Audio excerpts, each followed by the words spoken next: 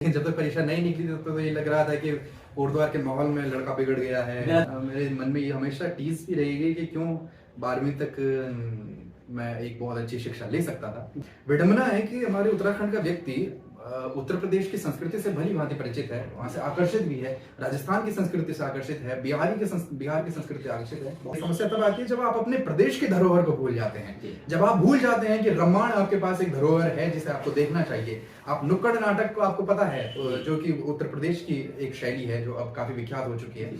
आपको नुक्कड़ के बारे में पता है लेकिन आपको मुखौटा नाटक जो उत्तराखंड के होते हैं आपको उनके बारे में पता नहीं है, तो समस्या है। जो फोक थिएटर उत्तराखंड का बहुत समृद्ध है, चाहे आप रामायण लीजिए, हिल जात्रा लीजिए, जाख यात्रा लीजिए, कई लोक नाट्य हैं जो संघर्ष कर रहे हैं लेकिन उनके अंदर अभी बहुत संभावनाएं हैं जिन पर शोध होना चाहिए। लेकिन अब सक्सेस अनसक्सेस तो लगातार जीवन में चलता रहता है, लेकिन अभी ये है कि कभी भी स्वयं को ये नहीं समझना चाहिए कि आप शीर्ष पर पहुंच गए हैं। जिस दिन आप ये समझ लें कि आप सफल हो गए, शीर्ष पर पहुंच गए, यानी कि आप पतन की ओर उन्मुख हो चुके हैं। ग्रामीण शिक्षा का जो मेरे ऊपर सकारात्मक प्रभाव भी रहे और नकारात्मक भी रहे। नमस्कार दोस्तों, मैं सचिन हिंदुस्तानी और आप सभी के साथ टीवी 24 आवर में। और जिस प्रकार से हम अब देखते हैं कि एक पॉडकास्ट का बहुत अच्छा सीज़न चल रहा है, लगातार पॉडकास्ट चल रही है, तो मैंने सोचा क्यों ना कोटद्वार में भी बहुत सारे हुनर है, बहुत सारे अलग अलग एक्सपीरियंस वाले लोग हैं, उनके एक्सपीरियंस लिए हैं।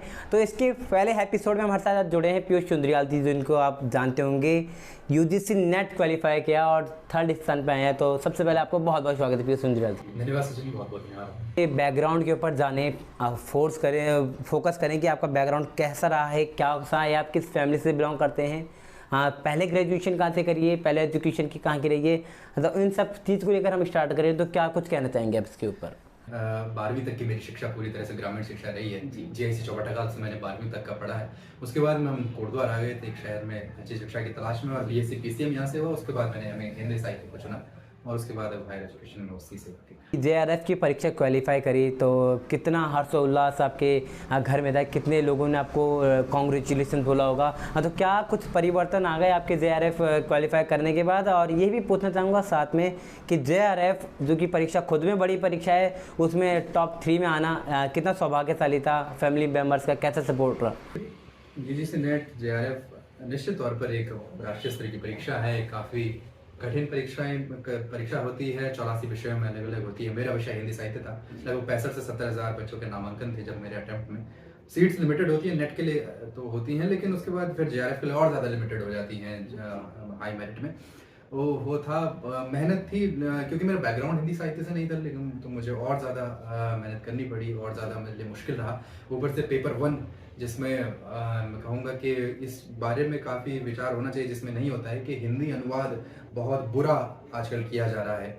ये बहुत लंबे समय से मुद्दा है, यूपीएससी में भी बहुत मुद्दा है कि जो अंग्रेजी में कंटेंट बनता है वो हिंदी माध्यम के बच्चों के लिए बहुत बुरी अनुवाद में, बहुत कठिन अनुवाद में वो होता है। मेरे साथ भी वही समस्या रही मेरे, क्योंकि ग्रामीण शिक्षा रही तो हिंदी अनुवाद पेपर 1 का एकदम बहुत ही बुरा, बहुत ही कठिन था। उसके बाद क्योंकि हम तो बीएससी पीसीएम से किए तो थोड़ा बहुत हमारा जो ज्ञान था, उसके बाद हमने पूरा पेपर 1 की तैयारी इंग्लिश में ही करनी पड़ी, इंग्लिश से ही हुआ। लेकिन ये बहुत बड़ा मुद्दा है कि जो हिंदी माध्यम के पूरी तरह से बच्चे हैं उनके लिए तैयारी करना बहुत मुश्किल है। इसी पे मैं एक दूसरा सवाल पर रखना चाहूँगा, इसी सवाल से जुड़ा हुआ, कि जिस प्रकार से आपने बोला कि हिंदी का ट्रांसलेशन बहुत बुरा है और ऊपर से आप तो हिंदी साहित्य के ऊपर करने वाले थे जेआरएफ को तैयारी, तो क्या कहेंगे आप? एक तरफ तो आप हिंदी साहित्य का आप एक पूरा पेपर सब्जेक्ट निकाल के ला रहे हैं और ऊपर से आप हिंदी ट्रांसलेशन इतना बुरा कर रहे हैं, क्योंकि पेपर सेट करने वाले भी कोई ऐसे आम लोग तो हैं नहीं, एक अच्छी एजुकेशन वाले पेपर सेट करते हैं, तो कितना दुर्भाग्यपूर्ण ये?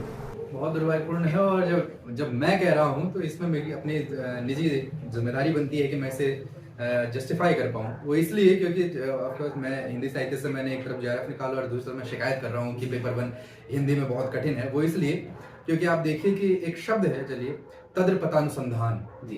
अब देखिए तद्रपतानुसंधान पेपर 1 में एक टर्मिनोलॉजी, एक शब्द है तद्रपतानुसंधान, ये कितना कठिन है ये। अब हर एक, और इसका देखिए सामान्य सा अर्थ है कि दूसरे की दृष्टि से पढ़ाना, जैसे एक टीचर है, वो टीचर किस तरह से पढ़ाएगा, वो बच्चों के दृष्टिकोण से ही उसे पढ़ाए, बच्चों के दृष्टिकोण से वो अपने शिक्षा को दे। इस सिचुएशन के लिए तद्रपतानुसंधान नाम का एक शब्द पेपर 1 की किताबों में ऐड कर दिया गया। ये न्यायपूर्ण नहीं है, ये न्यायिक नहीं है। यहाँ पर सरल भाषा का प्रयोग होना चाहिए कि दूसरे के दृष्टिकोण से पढ़ाना, ना कि तद्रपतानुसंधानिक रूप से पढ़ाना। जिस प्रकार से आप हिंदी साहित्य से जुड़े रहे हैं और आपके रामधारी दिनकर जी काफ़ी आपके करीब रहे हैं, तो क्या कारण रहा कि हिंदी साहित्य से जुड़े बीएससी के बैकग्राउंड के बाद, साइंस के बैकग्राउंड के बाद, क्या कारण है रामधारी दिनकर जी इतने करीब आ गए कि आपने हिंदी साहित्य ही चुन लिया? कई बार ऐसा होता है कि सही कहा है कि रास्ता हमें चुन जाता है, तो मेरे जीवन में भी वही हुआ कि मुझे मंजिलें आपको चुनती है, आप मंजिलों को नहीं। जी।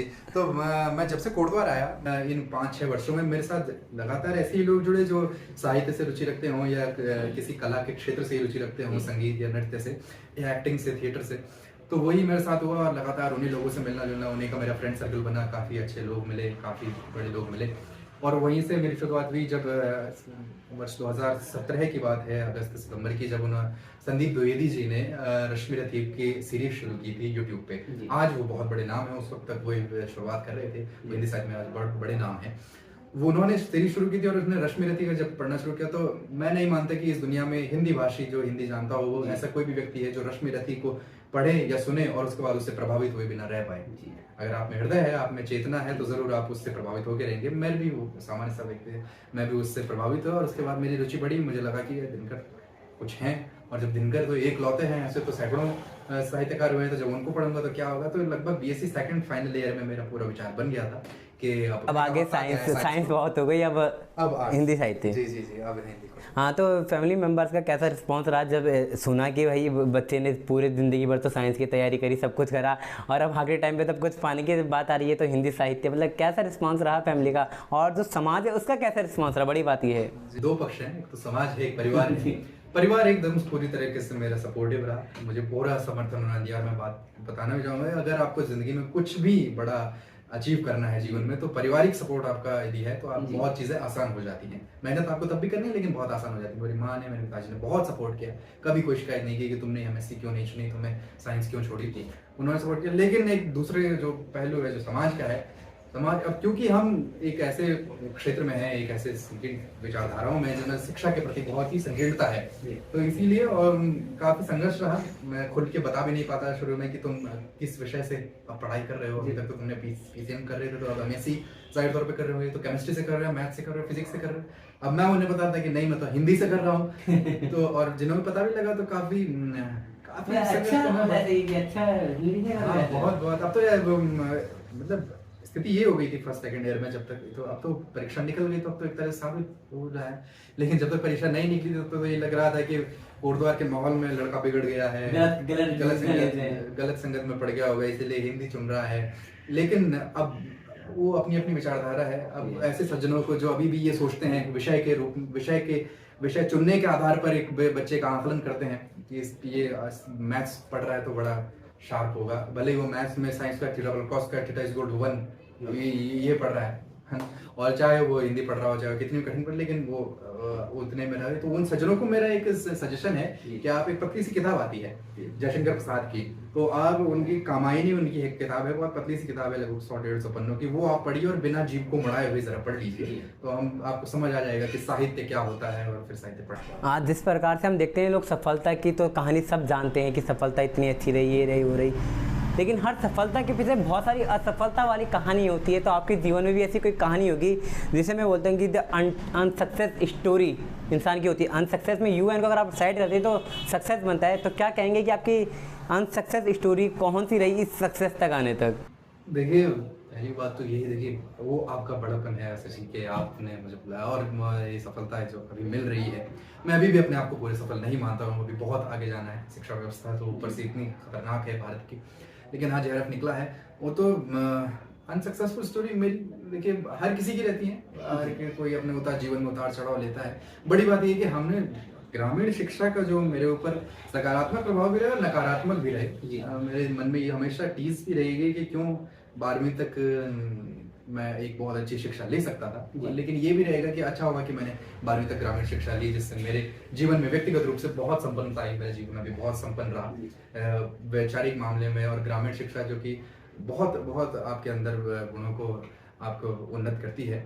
लेकिन अब सक्सेसफुल अनसक्सेस तो लगातार जीवन में चलता रहता है। लेकिन अभी ये है कि कभी भी स्वयं को ये नहीं समझना चाहिए कि आप शीर्ष पर पहुंच गए हैं। जिस दिन आप ये समझ लें कि आप सफल हो गए, शीर्ष पर पहुंच गए, यानी कि आप पतन की ओर उन्मुख हो चुके हैं जी, तो ये कभी ना समझे। क्योंकि मैं जब अपना व्यक्तिगत आपको एक बताता हूँ कि जब मेरा JRF निकला, उसके बाद जब JRF निकला तो यहाँ लगा था कि सब कुछ कोटद्वार में तो सब मैं एक लौता हूँ। लेकिन जब मैं इंटरव्यूज देने गया हायर एजुकेशन में PhD के लिए, तो वहाँ हॉल में जब मैं बैठा, हर एक विश्वविद्यालय के जिन भी विश्वविद्यालय, लखनऊ यूनिवर्सिटी में मेरा हुआ तो लखनऊ में, तो वहाँ जिन हॉल में देखा, जहाँ भी मैं नजर घुमा तो लगभग 1500 2000 के करीब बच्चे जो परीक्षा देने बैठे, सारे के सारे JRF हैं। और सारे मुझसे कई ज्यादा अच्छे नंबरों से JRF हैं और मुझसे कई ज्यादा बड़े विद्वान हैं। बनारस हिंदू विश्वविद्यालय के हिंदी साहित्य के विद्वानों से हमारा क्या कंपैरिजन हो सकता है, लेकिन फिर भी फाइट करना पड़ता है जी। हाँ, जब हम देखते हैं कि आपने एजुकेशन किया, फिर आप लखनऊ यूनिवर्सिटी में आपका हो गया है, हाँ, तो आगे आप अपने आप को कहाँ देखते हैं, क्या सोचते हैं अपने आने वाले टाइम में कि आप कहाँ जाएंगे, और जो आपने रिसर्च का जो आपने सब्जेक्ट चुना है, क्या सब्जेक्ट है और आगे क्या करना चाहेंगे आप? मैंने शुरू से ये सोचा था कि रिसर्च जो भी मैं करूँगा वो कोई रटी रटाई रिसर्च ना हो जी, उसमें मैं ज़रूर अपने साइंटिफिक अप्रोच लेकर के जाऊँ। भले हिंदी साहित्य से कर रहा हूँ, तो जो फ्यूजन मैं करूँ कि उसमें साइंटिफिक अप्रोच भी रहे और साहित्य भी रहे, तो मैंने बड़ा सोचा। और उसके बाद जो मुझे सबसे प्रिय लगा वो ये था कि उत्तराखंड के लोक नाटकों में, फोक थिएटर में मैं अपना रिसर्च करूँ, और मैंने वही चुना है, जिससे मुझे जहाँ भी मैं गया बहुत सकारात्मक उसके मुझे मिले। और जो फोक थिएटर उत्तराखंड का बहुत समृद्ध है, चाहे आप रामायण लीजिए, हिल जात्रा लीजिए, जाख यात्रा लीजिए, कई लोक नाट्य हैं जो संघर्ष कर रहे हैं, लेकिन उनके अंदर अभी बहुत संभावनाएं हैं जिन पर शोध होना चाहिए, और उस पर शोध होगा तो बहुत बड़ा होगा। तो मैंने आगे के लिए ये डिसाइड किया है कि उन लोक नाट्यों पर ही शोध हो, बहुत अच्छा शोध।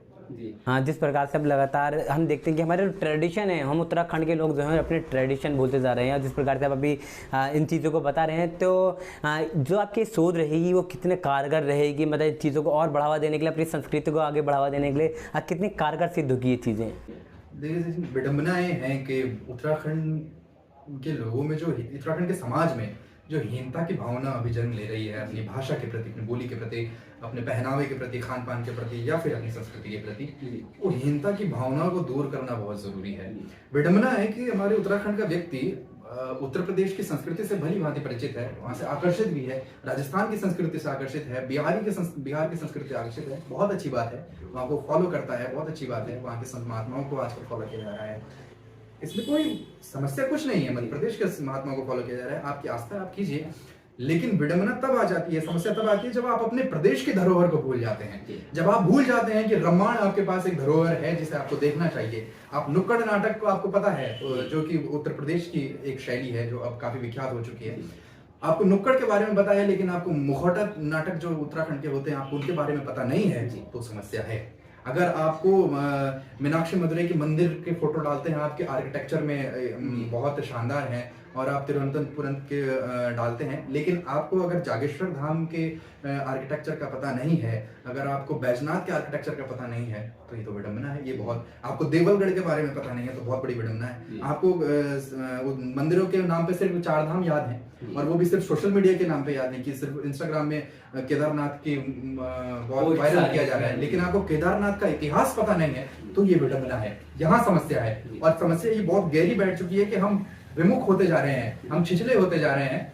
ये समस्या है, ये इसको दूर करना बहुत जरूरी है। हमें अपनी संस्कृति के बारे में पता होना चाहिए। अब आप एक उदाहरण लीजिए कि चलिए रामायण तो अब थोड़ा बहुत फेमस हो रहा है, अभी भी उन कई लोगों को उत्तराखंड में पता नहीं होगा कि 2009 में ये यूनेस्को द्वारा विश्व धरोहर साबित हो चुका है रामायण, लेकिन भले ही दूसरों के बारे में पता हो। एक और नाटक है हिल जात्रा, पिथौरागढ़ और नेपाल के बॉर्डर पे खेला जाता है। ये पूछना चाहूँगा, ये सारी चीज़ें आपको मतलब अपने मुंह में उंगलियों में टिप्स में याद हैं, हाँ, तो ये चीज़ें आपने खुद कहाँ से पढ़ी, और खुद आपको इस चीज़ की जागृति कहाँ से आई कि मेरे को चीज़ें पढ़नी है और इस चीज़ में डीप पर जाना है? देखिए, बड़ी बात यह है कि जितना घंटे आप रील्स देखने में और फेसबुक पे स्क्रॉल करने में व्यतीत करें, उसका अगर 50% भी हम, ऐसा नहीं है कि मैं नहीं देखता, मैं भी उस बीमारी से ग्रसित हो जाए, क्योंकि सब हो जाते हैं इंस्टाग्राम में, लेकिन अगर आप उसका 50% समय भी काट करके अपने अन्य क्राफ्ट पे लगाएंगे तो ये कोई बड़ी बात नहीं कि आपको इतना कैसे नॉलेज है, वो जरूर होगा। और खासतौर पर उत्तराखंड के बारे में, क्योंकि ये तो धरोहर है, ये तो विश्व धरोहर, पूरा का पूरा उत्तराखंड विश्व धरोहर है। धरोहर को समझने के लिए साहित्य कितना अहम योगदान देता है किसी संस्कृति को बताने के लिए, क्योंकि हम देखते हैं कि परिवर्तन को साहित्य बहुत अच्छे से समझाता है, और परिवर्तन हो या कोई विकास हो, हर चीज़ को साहित्य एक अच्छे से बताता है। इसके ऊपर मैंने लिखा कि हिंदुस्तान की वो थी माटी जो सब धर्मों को अपनाती थी, मगर समय के साथ बदला मानवता ही भूल गया, और हिंदू मुस्लिम की तो छोड़ो भाई भाई में लड़ गया, और जन्म देने वाले माता पिता को बच्चा जैसे भूल गया। मतलब एक तरफ तो बात करते हैं कि मतलब बड़ी बड़ी चीज़ों की हिंदू मुस्लिम के, यहाँ पे आसमान जमीन जायदाद के लिए बच्चा भाई भाई की लड़ाई कर रहा है। माता पिता को, जैसे आप देखेंगे कल मदर्स डे था तो कई लोगों ने फोटो मांग के डाल दी, लेकिन आप देखेंगे कि आज के दिन वही माँ जल्दी ये कर वो कर ये कर, मतलब एक दिन के लिए करते हैं। तो साहित्य का एक अहम योगदान, तो इस परिवर्तन को आप साहित्य में देखते हैं, क्या कहेंगे इसके ऊपर? साहित्य समाज का दर्पण है, हमेशा कहा गया है कि साहित्य ही समाज का दर्पण है। तो साहित्य का तो एक गहरा रिश्ता है समाज से, राजनीति से, हर चीज से, फिलॉसफी से, हर चीज से साहित्य जुड़ता है। हर साहित्य तो एक चौराहा है जहाँ पर हर एक चीज जुड़ती है, एक साइंस भी जुड़ती है। मैं जैसा विज्ञान का विद्यार्थी भी साहित्य से जुड़ा, तो साहित्य तो एक चौराहा है, और चौराहे में हर कोई जुड़ता है। तो साहित्य जरूर, और साहित्य को पढ़ना न सिर्फ इसलिए कि शौक से आप पढ़िए, उपन्यासों को पढ़िए, बल्कि अगर आपको अपने समाज को जानना है तो आपको साहित्य पढ़ना पड़ेगा। अगर आपको उत्तराखंड को जानना है, उत्तराखंड की किसी भी धरोहर को जानना है, तो आपको साहित्य पढ़ना पड़ेगा। आपको उत्तराखंड के साहित्यकारों के बारे में पता होना चाहिए। आपको देश के साहित्य को जानना है तो देश का साहित्य पता होना चाहिए। तो साहित्य तो बहुत आवश्यक है जीवन में, एक जरूरी डोज है। जिस प्रकार से आपका अब एजुकेशन का रहा है, अब आप लखनऊ जा रहे हैं, हाँ, तो आगे आप, जैसे कि आपने बताया कि आपको ये सब चीज़ें करनी, साहित्य के बारे में समझाना है। हाँ, हम देखते हैं अपने जो हमारे स्टेट्स हैं, इतने सारे स्टेट्स हैं, वो आगे बढ़ चुके हैं, अभी उत्तराखंड पीछे है। तो आप उत्तराखंड को कहाँ देखना चाहेंगे अपने, और आजकल के युवाओं को क्या बोलना चाहेंगे, क्या संदेश देना चाहेंगे कि वो इन चीज़ों पे आगे आएँ, और ना सिर्फ साहित्य, मतलब और भी अलग चीज़ें आप देखेंगे। ज़रूरी नहीं है यार किसी को पढ़ने का शौक हो, किसी को अपनी संस्कृति के जानने का शौक है, उसके ऊपर क्या कहेंगे?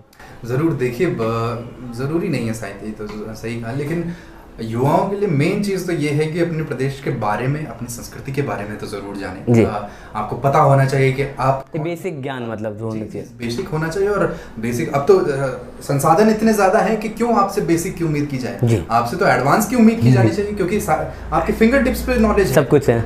एक दौर था जब हमारे विद्वान जिस दौर में पैदा हुए, उस दौर में तो महीनों इंतजार करना पड़ता था, तब एक किताब आपके पास आती, खोज करनी पड़ती थी, वहां जाना पड़ता था। अब तो आप टाइप कीजिए और आपके पास इंफॉर्मेशन का पूरी ब्लास्ट है, इंफॉर्मेशन ब्लास्ट हुआ है इस दौर में। तो आपके फिंगर टिप्स पे है, तो आपको जरूर अपनी संस्कृति के बारे में, आप कौन है, आप कहाँ से आए हैं, आपका क्या बैकग्राउंड रहा है, आपको उसके बारे में पता होना चाहिए। आप जहाँ हैं, आपका विजन क्या है उसके लिए, कि वो किस तरह से आगे बढ़े।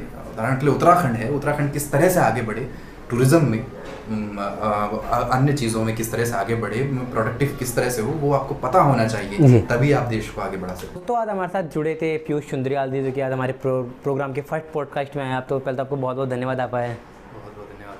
मैं यही कहना चाहूँगा, जिस प्रकार से आप देखते हैं, मैं वैसे लास्ट ईयर मेरा चैनल देखा और था वो, जो कि अभी एक यूट्यूब वाला तो मेरा कॉपीराइट के चलते चले गया, और ये नया खोला, मैंने जस्ट कल ही खोला है, और आज पहला पॉडकास्ट का एपिसोड शूट हो रहा है, और मेरा फेसबुक पेज जो है वो भी हैक हो गया उसके कारण। तो मैं चाहूँगा कि लोग इससे सपोर्ट करें ऐसी पॉडकास्टों को, तभी मतलब एक आगे इंसान बढ़ना चाहता है। तो इस पर आप क्या कहेंगे कि जो ऐसी पॉडकास्ट है कोटद्वार में होनी चाहिए, क्या क्या कुछ होना चाहिए? जरूर सचिन, और आपका बहुत अच्छा कदम है, सराहनीय कदम है, आप बनाइए बात है उसके लिए, क्योंकि कोटद्वार एक बहुत ही कल्चरली बहुत रिच शहर है, कि नदियाँ यहाँ की हैं और इतना ज़्यादा संस्कृति से परिपूर्ण है। तो ज़रूर इसमें ऐसी चीज़ें होनी चाहिए, लोग को आगे आना चाहिए। आपका पॉडकास्ट में मेरे ख्याल से ये पहला ही शो देख रहा हूँ मैं जिसमें पॉडकास्ट लिया जा रहा है, और वो आपका बड़प्पन है, मैं फिर से कहूँगा, क्योंकि मैं नहीं समझता खुद को कि पॉडकास्ट आप ले रहे हैं, लेकिन आपका धन्यवाद कि आपने मुझे बुलाया और इस तरह से बातचीत की, बहुत अच्छी बातचीत रही। तो आप दर्शकों को भी, अगर आप देख रहे हैं अभी तक इस पॉडकास्ट को, तो जरूर इस चैनल को, सचिन हिंदुस्तानी के इस चैनल को सब्सक्राइब करें, और बहुत शानदार बना रही है, बहुत बढ़िया रहा आपके साथ आपके साथ। हाँ, मैं सभी दर्शकों को बोलना चाहूँगा, अगर आपको वीडियो में कोई चीज़ अच्छी लगे तो वो भी बोल दें, अगर कोई चीज़ ख़राब लगे तो वो भी बोल दें, कि तभी फीडबैक मिलेगा, तभी तो कोई चीज़ सही होगी। और साथ में ये भी कहना चाहूँगा कि चैनल को एक बार सब्सक्राइब ज़रूर कर देना, और जैसा भी आपको लगा हो उस चीज़ को कमेंट करके ज़रूर बताएं। तो पीयूष चुंद्रियाल दी की आपको ये चीज़ें जो नई चीज़ जानने को मिली उसके बारे में क्या कुछ कहना चाहेंगे वो भी बताना, और अगले इंसान को आप किसको चाहते हैं पॉडकास्ट में आए वो भी आप कमेंट कर सकते हैं। हाँ, तो आखिरी में आप क्या संदेश देंगे युवाओं को, और क्या इस पॉडकास्ट को लेकर संदेश देंगे?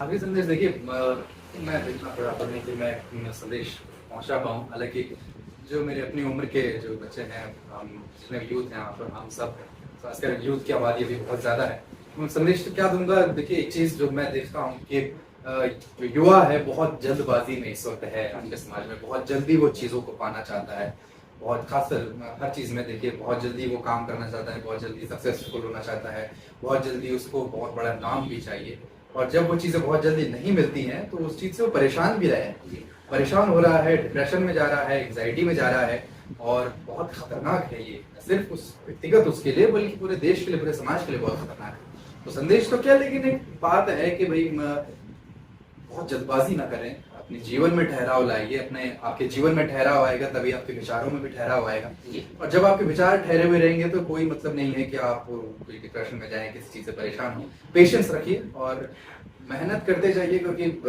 मेहनत का अंत देखिए सफलता में ही होगा, ऐसी कोई बुराई नहीं। तो ज़रूर आप मेहनत कीजिए और बहुत जल्दबाजी ना कीजिए, बहुत भागिए मत। जिंदगी बहुत बड़ी है, छोटी के लिए भी छोटी है, बड़े के लिए बड़ी है। आप बड़ी बनाइए जिंदगी, और बहुत बहुत ज़्यादा संभावनाएं हैं अगर आप देखें, लेकिन भाग्य मत, मैं यही कहूँ।